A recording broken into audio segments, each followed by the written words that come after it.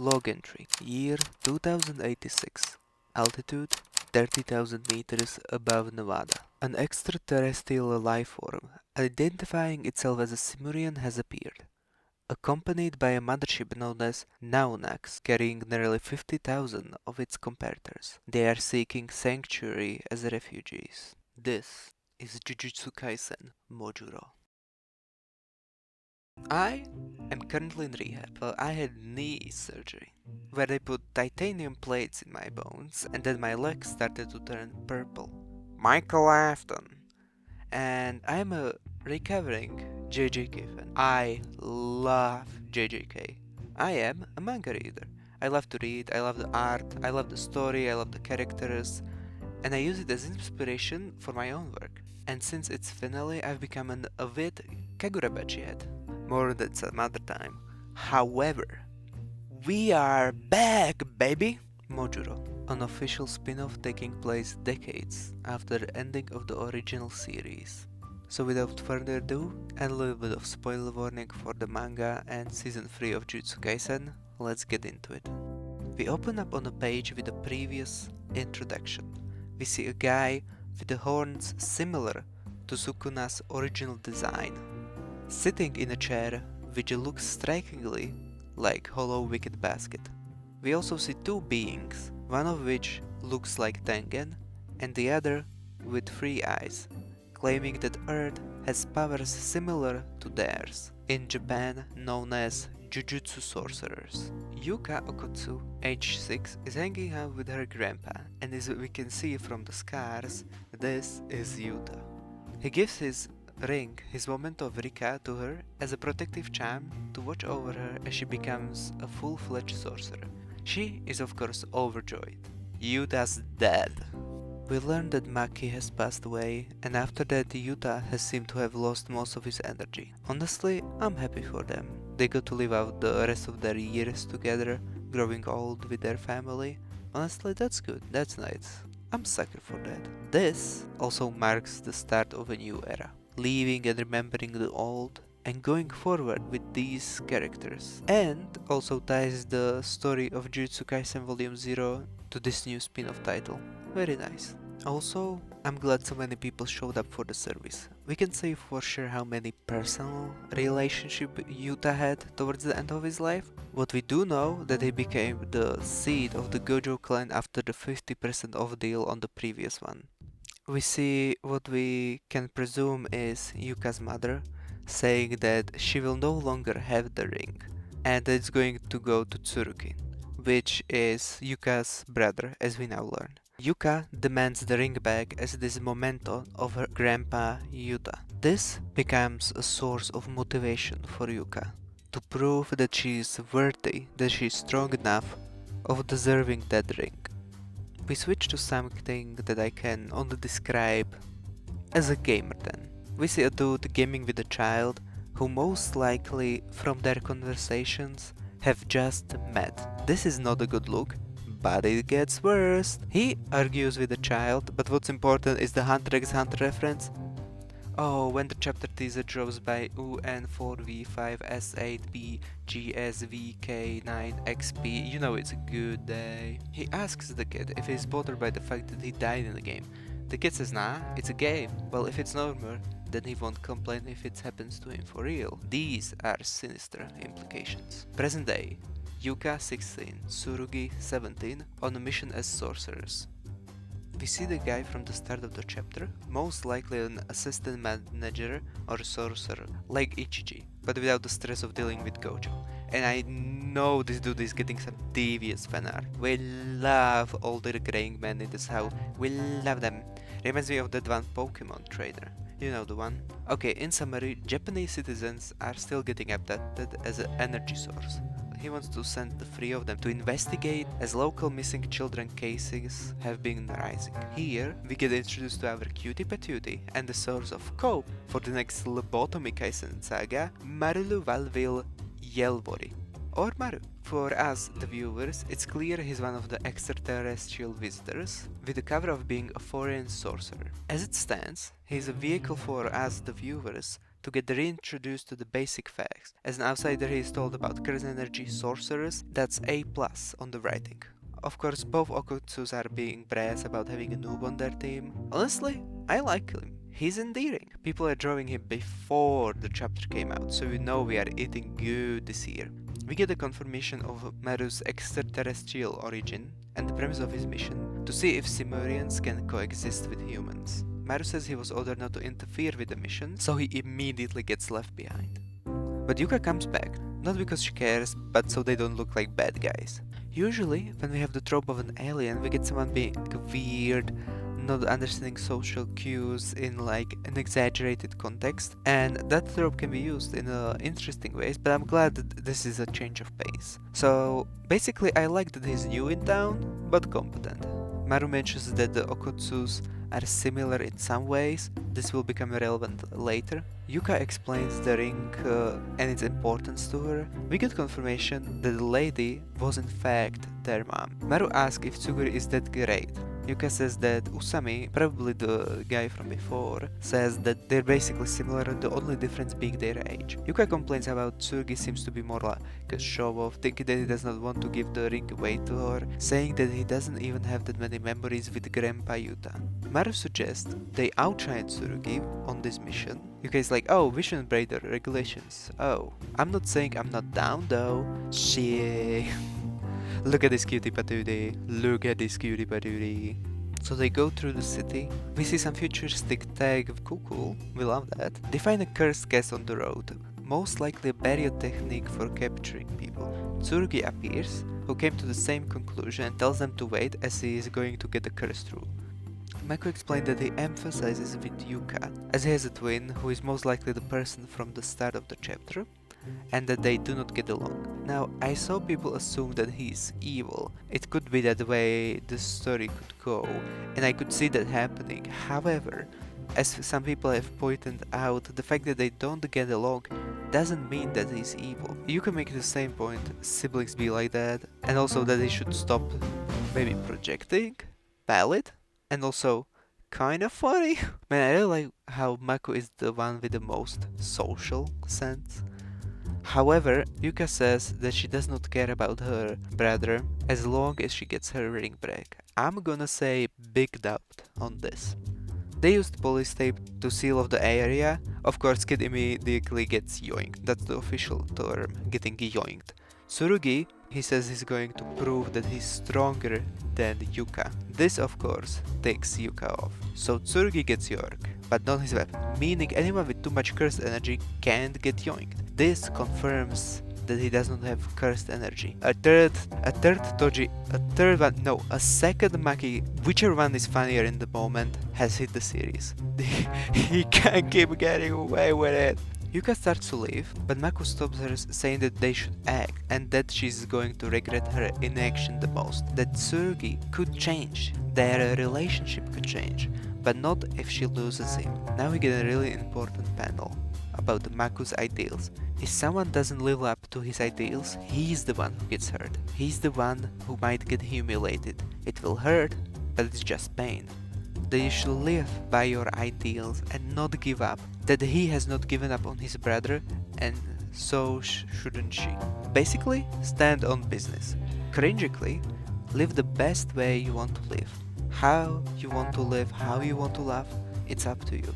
People compare this to Sukuna's idealless worldview of not having ideals, only living being above ideals. Yuka is not going to save him. She's going to punch his face in. Hell yeah. The gamer dude explains some of his technique and that he's going to stop human trafficking because aliens have arrived and that an extraterrestrial invasion on the par with an attack of Roman Sukuna 68 years ago is going to happen. This shows just how much of a disaster Sukuna is, and forgive me, scales the power in the context of the story. But we don't know for sure what to expect yet. 3 books, 8 to 10 chapters per book, 24 to 30 chapters. That can be a decent 2.5 arcs of hefty fights. So gamer believes that it might be aliens versus monsters soon. we get the mention of the cooling game. This might be the last Gojo panel. It might be, I'm just being real. And the gamer dude names Yuji and Gojo as the MVPs. And honestly, that's the respect they deserve, man. And this tells us the human battery business is over. It's done. It's finished. And we get the reveal. Damn. That's creepy. Vacuum packed and everything. Whoa. Gamer, the dude says that he hates kids. I mean, in comparison to human trafficking, that's not that bad, but like the fact that that's our scale is alarming. Tsurugi compares him to a child that is a jobless loser, so he gets kicked. Now we get the classic villain line, no one is going to save you, classic villain line. Oh, what's that? Somebody coming to save him. Yay! Yay! We see that the Maku used his supposed technique to find an equal match to Yuka, aka Tsurugi. Tsurugi gets eye-tied and immediately square up, huh? They go for it.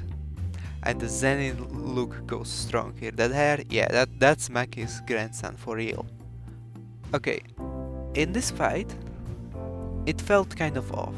So I went to my books, my actual Jujutsu Kaisen volumes that I have, to see the art style compared. And this is where I realized there is a different artist on this. Gege Akutami is writing this story, so it's official. However, there's different artists on this. It definitely looks like Jujutsu Kaisen. I just felt there was something different. I'm not saying it's bad. I'm just like the flow of these hand movements is definitely slightly different. Like slightly to the left. Like a little bit tilted. But looking back at it after writing this script, I still like it. I mean, it's great. We see Tsurugi dealing a swift blow. We see that he was working out Zoro style, and that she already knew just how much he worked. She goes 180. Tsurugi is of course confused what that was all about. I already love the dynamic. Clapping her hands and using a savage jaw strike, this could be a self-placed restriction. Clapping hands to activate the technique, giving an opponent time to prep, or a mental trigger. This could be a technique if you look at the nails extending. However, it's different from anything we've seen before. So it could be an application of cursed energy and not necessarily a technique. Gamer dude gets slammed, touches talisman and teleports behind her, goes for a hammer strike. Tsurugi pulls the sword Maku was holding for him, most likely the one that he went to get previously, a cursed tool Honoyagi. New shadow style, battle sword drawing. He burns the talismans forming the dude's barrier, and Yuka delivers a swift finishing blow. Maru catches on fire. Kids are safe, don't touch them, we gotta call an adult. Probably the smartest thing most anime characters have ever said. Tsurugi acknowledges his sister, saying he's going to get strong enough so he can return the ring. We see him being a granny's grandson, much like and paralleling Yuka and Yuta. Oh, I get it, that's clever. We see Maki saying that Tsurugi is like her, getting stronger through lost, and that it's a double-edged sword. We know all about this, and we'll see it in season 3. I'm glad we also see the scenes with the grandpa Maki, just like with Yuta. Wish we could see them as an older couple together, but if nobody got me, I know Tumblr girly artist got me. Tsurugi gets given the ring, and we get confirmation that that is their mother. And the line, "What you want is irrelevant." This hits. Please notice the fisheye lens and the eye panel. Classic sign someone is crazy or under stress. He protests that he doesn't need that ring. He is trying to prove that he doesn't need that ring as a protective charm. So he's trying to prove he's strong enough to not need that ring. While Yuka is trying to prove she is strong enough to deserve that ring. Both of them have a resolve tied to their ring for different reasons. So in their own ways, they both care. Aww. I am sucker for people reconciling, so I hope their relationship evolves. And I mean, it wouldn't be entertaining if it didn't. And you know, with Grandpa Maki training him, you saw how she manhandled the Yuta pre-season 3? Hello? This guy will be a beast. Please, I need aura and hype moments, please! Yuka almost gets a chance to ask him and to open up when the dude activates his technique. Both siblings are about to react, really nice parallel between the two, when we see an eye opening. Oh my god, he's back, Gojo's back, oh my god, sorry. He uses a technique, and honestly, the art is amazing. The third eye opening, the perfect triangle, the contrast, the shadows, the lighting, this is delicious. This kind of looks like Infinite Voiced. It has a similar effect. So the kid Yonker falls unconscious, and the Okotsus are confused. We get a repeat of the line, aliens have come. Yuka is confused because a person can only have one technique, and Tsurugi of course heard the line that aliens have come. Maru, are you an alien? And look at him covering his eye, oh my god. Oh my god, I'm going to see so many keychains on the next con. On my back! This was fun. The chapter and the video. Did they make us? No, just felt like it. Okay, so here are my final thoughts. The similarities between human and alien. This could mean that the humans and the Sumerians come from the same source, or that they are a branch that had moved into a galaxy far, far away with some sort of technique and evolved at a different pace. My hope is that we see some sort of origin of these great ancient sorcerers. Maybe they are Sumerians that have come to Earth, or maybe they originated on Earth and moved to different place.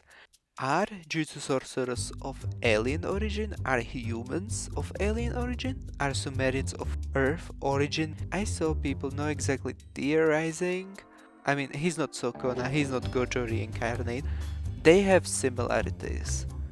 The fun out of Sukuna and Gojo holding Maru as like a baby, as their child, was pretty funny. Okay, what I want to see is Ankyuji. I want to see my goat pushing 90 with that old person strength. 80 something, I mean, buff like Sukuna or shriveled, being able to crush concrete either way. Please, Gigi, please. I'm not saying it's realistic. I mean, this is a series that's like after the original story in themes probably, but I would love to see it, or at least confirmation that it got also a happy ending. Either way, if he doesn't show, I will be at peace. If he shows up, I'll be overjoyed, so I'm winning either way. But I just want him to be absolutely jacked, like holy shit dude. Me personally, I'm a 2 cakes kind of guy, so I'm glad we're getting more stuff, and I'm also glad that it's kind of separated from JJK, but it still respects its world. So yeah, get excited for some Kagurabachi content next time if I want to keep doing this. And all the things I've said, I mean, what's really important is what the ReactBot thinks. I'm ReactBot. Fucking useless.